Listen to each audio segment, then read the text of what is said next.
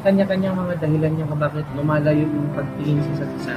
Hindi nanonourish yung love. Diba? Kasi hindi, ang katwiran natin, basta makapagpaaralan tayo ng mga anak natin, kung graduate sila, okay na yan. Pag hindi ninyo iningatan yung relasyon ninyo, talagang lalayo ang loob nyo.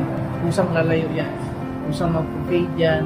Kasi di kayo ng dalawa lang kayo, masaya kayo. Punta kayo kahit saan, kain kayo doon, kain dito, pasyal dito, masaya lang. Pero nung nagkaroon na ng mga anak, parang pahirap na ng pahirap, mapadami ng padami.